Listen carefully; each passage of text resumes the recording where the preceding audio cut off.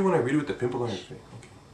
Hi, we're going to do something special for First Nephi chapter 10. I'm here visiting my sister, and she knows Samoan better than I do, and I'd love for her to read a chapter for you. So I'm going to introduce to you my sister Crystal Ripley Ainu Ngatiote reading chapter 10 of First Nephi. So enjoy. Pea uma ona papatisona ia le mesi ele vai, e loa ma mun mau atu o ia. Wa uma ona ia papatisona le tamai mamue a le atua, o le ave eseanga sala la langi. Wa oina ua uma fai mai ia upu o le utama, ua na tautala atua uso I winga I le tala lelei, a tala ina I tangata Utaya. Ai mai se le tatoni o tangata Utaya. Pea oma fo'i o na lato fasiotia le mesia, o le afio mai, pea oma fo'i o na fasiotia o ia, na te toi tu nai e ua oti, ma faali mai o ia lava I le anganga pa ia, in ese. Ioe, wa wha mai e lo tama me tele winga inu ese, e winga fo'i le ainga o Israelu, e whatusaina e lato I le olive, e mawhai o na la ma whaasalau inga I le fonga ele uma.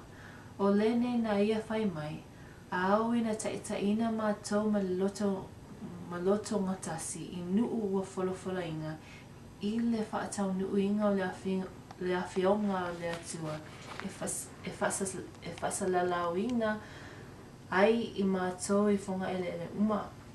Pea uma o na whasalauinga le ainga o Israelu, e toi whapotopotoina la tau po lene, pea moa e nu ese le atotoa, o le tala le lei, o na whapipi ina ai lea, o la moni o le olive. O toi tangata I o le ainga o Israelu, po a lea e o I le loa le lei o le tala le lei. O le mesia moni la lo lato ali'i mo lo lato tongiola. Sa whapena le winga o upung na wawalo matauta latua o lo tama I o uso, a tō manisi mea e tele o te le tusi ai le nei tusi a wā, ua o tusia nisi tala e tusa matatau ia te au, I lau isi tusi. O mea o manei fo'i wau tautala atu ai na whaia na o nofo lo tama I le whale I le manu o le mwelu. Ua o ina ua whaalango ina e au o Nifae, upu uma lo tama, e mea na ia waaia le whaalinga, a tō ma mea na ia tautala mai ai le mana le anganga pa ia, o le mana lea ia maua I le whaatuatua le alo le atua, o le alo le atua fo'i o le mesia lea, o le afio mai, o a o Nifae. O a o fo'i o Nifae, o mana o fo'i ina I o vaai ma whaalongo mai leo nei mea, I le mana o le anganga pa ia, o le mea fo'ai fo'aina lea le atua, ia la tau uma, o e sa ili ia te ia ma le whilinga, e tusa aso ana mua, maaso, na te whaalia mai ai o lava I le Go. o ina whaalango ina o Nifae upu ma lau tamai mea na ia waaia e whaalinga a tō ma mea na ia tautala mai ai I le mana o le anganga pa ia o le mana lea na ia maua I le whaatuatua le alo le atua o le alo le atua fo'i o le mesia lea o le afio mai o a fo'i o Nifae o mana o fo'i ina ia o vaai ma whaalongo mai lo nei mea I le mana o le anganga pa ia o le mea fo'aina lea le atua ia lato uma sa ili ia te ia ma le whilinga ne te tusa aso anga mua ma aso na te whaalia mai iai o ia lava I le whangango o tangata awa e le liu lava o ia o ana NEPHI ma le aso e o fo'i le whaavavau ma ua saunia le ala mo tangata talu le whaavaina o le lalangi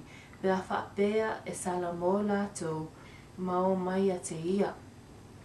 Awa, o le sa ili ma le filinga e loe o e ia. E wha matalainga mea lilo a lea tua ia te i lātou. I le mana o le anganga pa ia e tusa una aso ni ma aso ana mua. E tusa fo e aso ana mua ma aso lumanai. O lea ele ai sina le liu I titi whapawau I le ala o le atua. O lea le tangata ia e mana tua ai au maia oe le whaamasingonga o no au mea uma. O lene a whaito te asa ili fo'i le amioleanga e aso o tō olanga whaataitai o na moa le o tō ua elea I luma o le nofua whaamasino o le atua. Ai le mawhai o na nofo se mea lea whaatasi ma le atua o lea la fuaina ai o tō e whawawau. O le pulele nei o tu ina mai le anganga pa ia o te tautala atu ai ia mea ai o te whaafitia ai. Amen. Thank you, sis. Can I see it? You're so beautiful. That's my sister, y'all. It ain't easy reading in Samoan. It's not as easy as we thought it is, but again,